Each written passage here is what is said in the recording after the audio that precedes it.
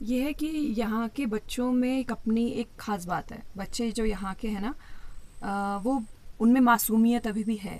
शहरों के बच्चों में मासूमियत बहुत कम हो गई है। उनका जो बचपन में जो मासूम होता है ना, एक निश्चल बचपन जो है, शहरों के बच्चों में वो बहुत मिसिंग है। यहाँ पे ग्राउंड है ही नहीं अगर देखा जाए तो। इस पूरे रेंज में सोमेश्वर से लेकर कौसानी तक 15-20 किलोमीटर की रेंज में कोई ग्राउंड नहीं है ढंग का जहाँ बच्चे खेल सकें, कोई प्रैक्टिस कर सके। और जबकि यहाँ के बच्चों में फिजिकल पोटेंशियल बहुत है, जैसा सब जानते हैं कि पहाड़ियों में होता है। और जो मैंने खुद देखा है कि उनके अंदर खेलने की इच्छा भी है, उनके उनके अंदर मतलब वो का स्किल भी है खेलने की, वो किसी भी खेल में आगे जा सकते हैं। और एक महिला के तौर पे मैं आपको पूछ रहा हूँ कि ये जो आपका इलाका है उत्तराखंड का, कौसानी वाला या फिर सोमेश्वर वाला, कितना सुरक्षित लगता है, या फिर शहरों के मुकाबले कितना सुरक्षित या फिर असुरक्षित लगता है? बहुत सुरक्षित लगता है मुझे यहाँ का इलाका। मतलब मुझे पहली बार ऐसा रियलाइज़ हुआ कि एक महिला होकर भी मैं इंसान हूँ और मुझे इंसान की तरह देखा जा रहा है। ये प्लेन्स में बहुत कम मिलेगा आपको। प्लेन्स में क्या है कि अगर कोई महिला निकल रही है सड़क पे तो अनायास ही मतलब नज़रें आपको देखती रहेंगी। जब तक आप ओझल ना हो जाओ नज़रों से, तब तक आपका पीछा करती रहेंगी वो नज़रें। अब वो नज़रों को भी नहीं पता कि क्यों देख रहे हैं, बस नज़रों को ये पता कि हाँ ये कुछ अलग प्राणी है। लेकिन जो हमारे जो सिविक सेंस है ना, इंसान का नागरिक भावना जो होती है, इसको हिंदी में कहते हैं, कि हमें खुद से गंदगी नहीं करनी। मैंने देखा है बच्चे खा रहे हैं खुद से फेंक दे रहे हैं, बड़े खा रहे हैं, गुटखा खाया फेंक दिया, चिप्स खाए फेंक दी। ये तो हमारी गलती है ना। नमस्कार दोस्तों, स्वागत है आपका गाँव वाला यूट्यूब चैनल के एक और वीडियो में। तो दोस्तों आज की वीडियो बहुत ही खास होने वाली है, क्योंकि आज मैं अनु और वैभव को अपनी वीडियो में लेने वाला हूं। अनु के बारे में और वैभव के बारे में थोड़ी बहुत जानकारी आपको देना चाहूँगा उनके परिचय के तौर पे। पिछले साल अगस्त सितंबर में ये लोग हमारे होमस्टे में आए थे। पहले वैभव आया था, लगभग वैभव भाई रहे थे यहाँ पे करीब 1 महीना। तो उसके बाद अनु भी आ गई थी। तो दोनों ही एक दूसरे के लिए अनजान थे, लेकिन कुछ समय ये हमारे होमस्टे में रहे दोनों अलग अलग कमरा लेके। तो उसके बाद इनकी जान पहचान हो गई, और जान पहचान इस कदर हुई, इतने अच्छे से हुई कि बाद में इन्होंने शादी कर ली। तो शादी करने के बाद फ़िलहाल अभी ये यहीं पे सेटल हो गए हैं, कौसानी में रहते हैं, और वहीं इन्होंने मकान किराए पे ले रखा है और वहीं अपना जीवन जी रहे हैं। उसके अलावा बात करें उनके कामकाज के बारे में, तो अनु एक बहुत टैलेंटेड लड़की है। अभी वो वहाँ पे पढ़ा रही हैं, कौसानी लक्ष्मी आश्रम में पढ़ा रही हैं। उसके अलावा ट्यूशन भी करवाती हैं। लेकिन उसके अलावा भी उनका एक बहुत बड़ा परिचय ये है कि वो बहुत ही बढ़िया एक्ट्रेस हैं। और एक शो आता था बहुत पहले DD1 में, दूरदर्शन में एक शो आता था, उसका नाम था यहाँ के हम सिकंदर। उसमें अनु ने लीड रोल प्ले किया है। करीब लगभग 200 एपिसोड उसमें अनु ने किए हैं। तो काफ़ी लंबा ठीक ठाक मतलब उसको एक्सपीरियंस है अनु को एक्टिंग का, और एक्टिंग करियर भी उसका ठीक रहा। हालांकि उसने फिर बीच में उसे थोड़ा टाटा बाय बाय कह दिया था, लेकिन उसके बाद उसने लिखना पढ़ना नहीं छोड़ा है, और अभी लिख भी रही हैं, और लगातार फिल्म लेखन और ये सब सीरीज वगैरह में काम करती रहती हैं, थोड़ा बहुत कभी ना कभी। तो ये उनका परिचय है। और वैभव भाई जो है वो एक कॉर्पोरेट लॉयर है और घर से ही काम करते हैं, यानी कि पहाड़ों से ही काम करते हैं। तो फ़िलहाल उनको लेते हैं, उनसे बातचीत करते हैं और उनसे जानते हैं कि पिछले 1 साल में उन्होंने क्या कुछ पहाड़ों में देखा, क्या कुछ उन्होंने मतलब करीब से देखा और ऑब्ज़र्व किया यहाँ पे, यहाँ की शिक्षा को कैसे वो देखते हैं, यहाँ के रहन सहन को, और यहाँ पे महिलाओं की क्या स्थिति है उसको कैसे देखते हैं, महिलाओं के लिए ये जगह कैसी है उसको कैसे देखते हैं। मतलब हर चीज़ थोड़ा थोड़ा उनसे पूछते हैं। और बिना देर के आज की वीडियो को शुरू करते हैं। अभी तक आपने मेरे यूट्यूब चैनल गाँव वाला को अगर सब्सक्राइब नहीं किया है तो कर लीजिए। शुरू करते हैं आज की ये खास वीडियो। तो दोस्तों अभी आपको स्क्रीन पर दिख रहे हैं अनु और वैभव। अभी आ गए हैं कौसानी से यहाँ हमारे गाँव में सोमेश्वर। आते रहते हैं मेरे से मिलने। कैसे हैं आप लोग? दूर से ही बोल दो, ये कैच कर लेता है। हाँ हाँ हाँ हाँ, हम दोनों अच्छे हैं। आप कैसे हैं राजू? मैं भी बढ़िया हूँ एकदम। क्या चल रहा है आपके जीवन में आजकल?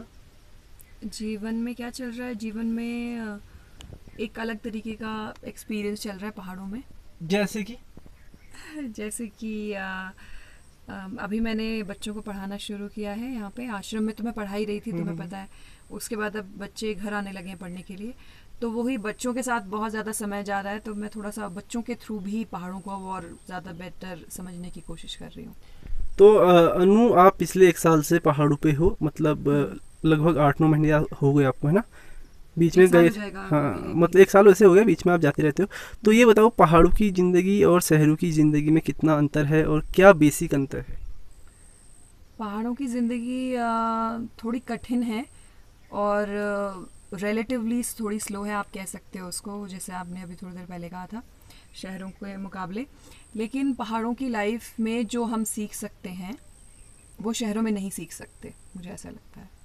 शहरों में जो ज़िंदगी है वो बहुत फास्ट है, और वो फास्ट होने की वजह से बहुत सारे ज़रूरी लेसन जो हमें एज ए ह्यूमन बीइंग होने के लिए मतलब ज़रूरी है समझने, वो नहीं समझ पाते हम। तो जब हम ज़िंदगी जी रहे होते हैं शहरों में, और चलो शहरों की अगर हम बात करें तो शहरों में क्या होता है कि एक काम ये कर लिया, फिर ऑफिस चले गए, या फिर ऑफिस का काम घर पे कर लिया। मतलब हर वक्त इंसान भागा दौड़ी में रहता है, समय उसको नहीं मिल पाता रिफ्लेक्ट करने के लिए लाइफ को। और फिर वो बहुत इन्फ्लुएंस में भी रहता है एक दूसरे के, कि वो ये कर रहा है तो मैं भी ये कर लूँ। ये सब चीज़ों की वजह से वो जो ज़िंदगी का एसेंस है ना, जो एक रस है लाइफ का, वो कहीं ना कहीं मिस कर देता है, वो समझ नहीं पाता। और वो ना समझने की वजह से ही डिप्रेशन और स्ट्रेस और एंजाइटी और फिर वो लाइफस्टाइल डिसऑर्डर्स वो सारे होते रहते हैं। तो अनु जी, आप बताओ, आप पढ़ा रहे हो तो आप इसको एंजॉय कर रहे हो, और किस तरह से के चैलेंजेस आपको आ रहे हैं पढ़ाते हुए बच्चों को? जैसे आप लक्ष्मी आश्रम में तो पढ़ा रहे हो, और उसके अलावा ट्यूशन भी दे रहे हो, तो क्या क्या चैलेंज आते हैं और कैसे देखते हैं आप इसको? चैलेंज किस तरीके से बताया जाए इसको, ये है कि यहाँ के बच्चों में एक अपनी एक ख़ास बात है। बच्चे जो यहाँ के हैं ना, वो उनमें मासूमियत अभी भी है। शहरों के बच्चों में मासूमियत बहुत कम हो गई है। उनका जो बचपन में जो मासूम होता है ना, एक निश्चल बचपन जो है, शहरों के बच्चों में वो बहुत मिसिंग है। वहाँ के बच्चे बचपन में ही बहुत मैच्योर हो गए हैं, उनको ऐसी ऐसी चीज़ें पता चल जाती हैं जो उस वक्त नहीं पता चलनी चाहिए, या नहीं उसके बारे में उनको बात करनी चाहिए। यहाँ के बच्चे बचपने में हैं अभी भी, लेकिन हाँ, यहाँ पे क्या है कि प्रॉपर गाइडेंस नहीं है टीचर्स का भी, और पेरेंट्स का। तो पेरेंट्स क्योंकि कुछ जो पढ़ लिख जाते हैं वो तो फिर बाहर ही चले जाते हैं। यहाँ पे जो बचते हैं पेरेंट्स, वो वही हैं जो खेती कर रहे हैं, तो वो भी उतना समय नहीं दे पाते अपने बच्चों को जितना शायद उन्हें देना चाहिए।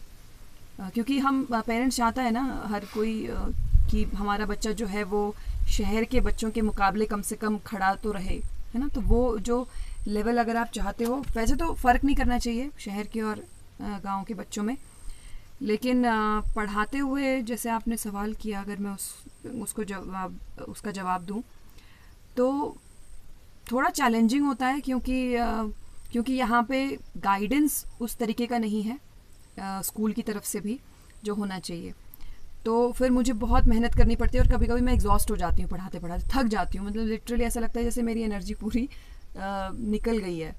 फिर मुझे लगता है यार मैं खुद को भी एनालाइज करती हूँ कि मैं प्रॉपर जज कि मैं कर पा रही हूँ वो जो मैं चाहती हूँ बच्चों को पढ़ाना। तो वहाँ पे तो कुछ ऐसा नहीं है ना कि जितनी मुझे एनर्जी देनी चाहिए बच्चों को, उतना मैं किस तरीके से वो उसमें इंसाफ कर पा रही हूँ कि नहीं। तो बस यही है कि हाँ, समय लगेगा। मुझे लगता है कि अगर हमें बच्चों को गाइडेंस भी देना, अगर अभी उनको प्रॉपर गाइडेंस मिल जाता है तो उसके बाद भी कुछ साल जाएंगे जहाँ पे हमें रिजल्ट दिखेगा सामने से। पहाड़ों में ये अच्छी चीज़ मैंने देखी है कि यहाँ पे वो जेंडर वाला बहुत ज़्यादा नहीं है जितना प्लेन्स में होता है।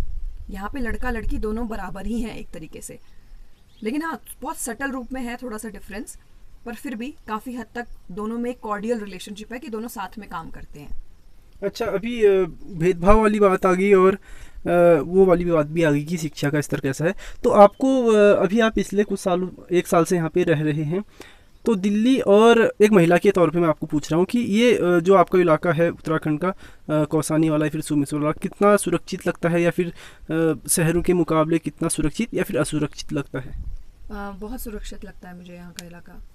मतलब मुझे पहली बार ऐसा रियलाइज़ हुआ कि एक महिला होकर भी मैं इंसान हूँ और मुझे इंसान की तरह देखा जा रहा है। ये प्लेन्स में बहुत कम मिलेगा आपको। प्लेन्स में क्या है कि अगर कोई महिला निकल रही है सड़क पे तो अनायास ही मतलब नज़रें आपको देखती रहेंगी, जब तक आप ओझल ना हो जाओ नज़रों से, तब तक आपका पीछा करती रहेंगी वो नज़रें। आप वो नज़रों को भी नहीं पता कि क्यों देख रहे हैं, बस नज़रों को ये पता कि हाँ ये कुछ अलग प्राणी है। कुछ नज़रें तो इतनी अनभिज्ञ, इतनी अनअवेयर हैं।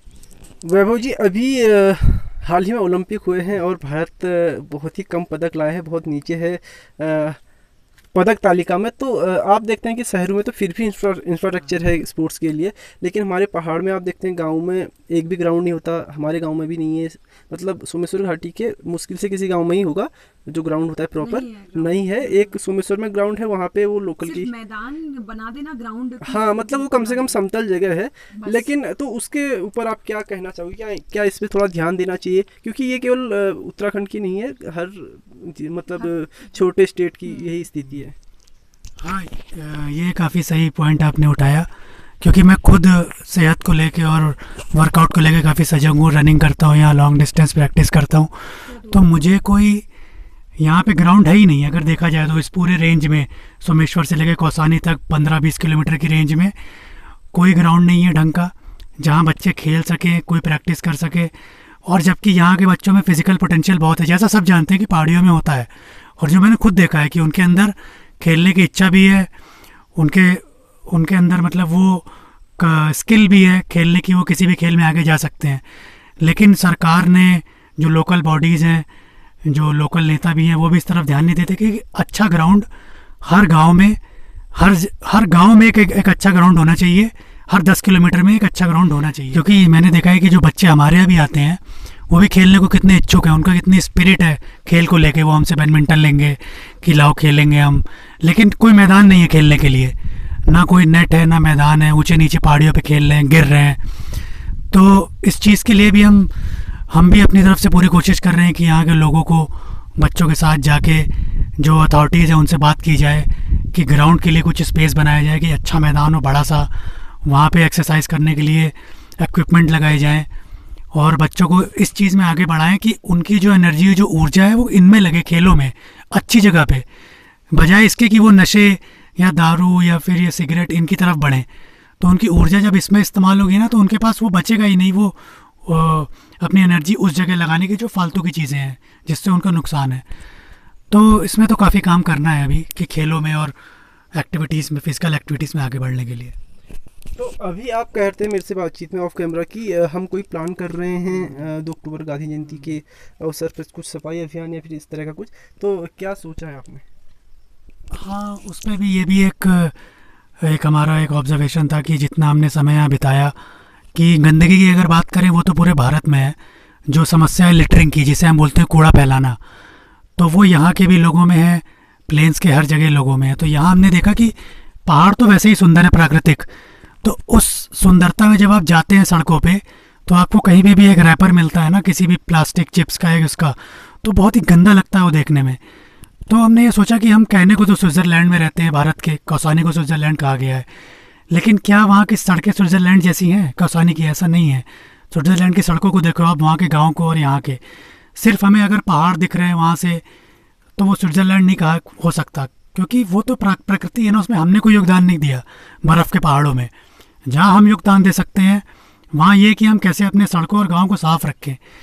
तो इसलिए हम सोच रहे थे कि एक ऐसा अभियान चलाया जाए जागरूकता का, सफाई, कि ये जो पूरा क्षेत्र है जो इतना सुंदर है, सोमेश्वर घाटी, कौसानी की पहाड़ियाँ, ये और अच्छे से साफ़ हो सके, यहाँ की सड़कें, गांव, ताकि लोग और अट्रैक्ट हों और इन्हें कहा जाए कि ये आदर्श गांव या फिर आदर्श हिल स्टेशन है इंडिया के। तो उसमें यहाँ के लोगों को, बच्चों को मिला के, स्कूलों के, और जो इस दिशा में आगे बढ़ना चाहते, काम करना चाहते हैं कि यहाँ साफ़ सफाई हो, यहाँ के जो पुराने रहने वाले लोग हैं उनके साथ मिलके, तो हमने सोचा है कि 2 अक्टूबर गांधी जयंती पे एक ऐसा अभियान चलाया जाए बच्चों के साथ, सबको लेके, जितने लोग जुड़ सकें, सफाई होते हुए, सफाई करते हुए और जागरूक करते हुए कि गंदगी नहीं करनी है अपनी तरफ से हमें, ताकि सरकार का भी इसकी तरफ ध्यान जाए, वो भी डस्टबिन्स लगवाएं, और फिर धीरे धीरे करके ये बदलाव आए। निस्तारण की व्यवस्था नहीं होती ना यहाँ पे? निस्तारण की व्यवस्था तो है, वो भी नहीं, वो तो चलो मान लिया नहीं है, लेकिन जो हमारे जो सिविक सेंस है ना, इंसान का नागरिक भावना जो होती है, इसको हिंदी में कहते हैं, कि हमें खुद से गंदगी नहीं करनी। मैंने देखा है बच्चे खा रहे हैं, खुद से फेंक दे रहे हैं, बड़े खा रहे हैं, गुटखा खाया फेंक दिया, चिप्स खाए फेंक दी, ये तो हमारी गलती है ना। अब वो कूड़ा अपने पास रखो आप, और सरकार का काम ये है कि वो डस्टबिन लगवाए। सरकार का भी नहीं, वो नहीं कर रही तो हम डस्टबिन लगा सकते हैं, लकड़ी के, प्लास्टिक के, उसमें पैसे मिला के हम खुद कर सकते हैं। लेकिन जो गंदगी ना करने की भावना है ना, वो हमारे अंदर से ही आएगी। उसके लिए फिर हमें कोई कितना भी बोल ले, वो हमारे अंदर से नहीं आ रही तो गंदगी होगी। तो मेन बात यह है कि हमें खुद नहीं करनी। हम जापान को देखते हैं, चाइना है, जापान है, वो क्यों इतने सुंदर दिखते हैं? क्योंकि वहाँ के लोग गंदगी करते ही नहीं। तो बात इतनी है कि हमें खुद में बदलाव लाना है, बाकी तो काम होगा ही, सरकार करेगी। आप कुछ कहेंगी? नहीं, सही बोल रहे हैं। सही बोल रहे हैं ना। सहमत हूँ इनकी तो बात बहुत से। बहुत धन्यवाद अनु एंड वैभव का, आपने मेरे साथ इतना टाइम दिया। तो अभी बारिश होने लग रही है, तो आप यहाँ से उठ सकते हैं। तो दोस्तों ये थे अनु और वैभव, और उम्मीद करता हूँ आपको इनसे जो मैंने बातचीत की अच्छी लगी होगी। अगर आप भी इस के ऊपर कुछ कहना चाहेंगे, उनके बातों के ऊपर कोई टिप्पणी करना चाहेंगे, तो कर सकते हैं मेरे कमेंट बॉक्स में। उसके अलावा फ़िलहाल मैं रोड की तरफ हूँ और यहाँ से कितना शानदार नज़ारा दिख रहा है वो भी आपको दिखाता हूँ। तो दोस्तों अभी मैं हूँ रोड की तरफ, सड़क पे गया हूँ, और सोमेश्वर घाटी तो बहुत ही खूबसूरत है, आपको पता ही है। तो सामने आप देख सकते हैं देवदार के पेड़ हैं, पहाड़ है, खेत है और सड़क है। खेतों में धान लगी हुई है और एकदम हरियाली छाई हुई है। तो सूरज देव तो अभी ढल चुके हैं, लेकिन खूबसूरती जो है इस क्षेत्र की अपने चरम पर है। ये देखिए लहलहाते खेत, और ऊपर हमारा गांव लदिउड़ा, जो कि रानीखेत रोड पे पड़ता है। अगर आप सोमेश्वर से रानीखेत वाली रोड पे आएंगे तो ये जगह जो है 3 किलोमीटर सोमेश्वर से ऊपर रानीखेत वाली रोड पे पड़ती है। इस जगह का नाम है किशनपुर बवाड़, और ये सामने दियारी का गांव है, दियारी और डूंगरकोट, और इस तरफ लदिउड़ा और इस तरफ सलौज, और ऊपर की तरफ फल्टा चनोली वगैरह। तो ये है यहाँ की खूबसूरती दोस्तों। तो दोस्तों ये थी आज की वीडियो। फिलहाल इस वीडियो को यहीं पे समाप्त करता हूँ। उम्मीद करता हूँ आपको ये वीडियो अच्छी लगी होगी। जैसी भी आपको लगी कमेंट करके बता सकते हैं। फिलहाल बहुत तेज़ हवा चल रही है और अपनी वीडियो को यहीं पे समाप्त करते हैं। मिलते हैं आपको एक नई वीडियो के साथ कल सुबह फिर से 8 बजे। तब तक के लिए tata bye bye, take care, अपना ख्याल रखिए। जय श्री राम, टाटा।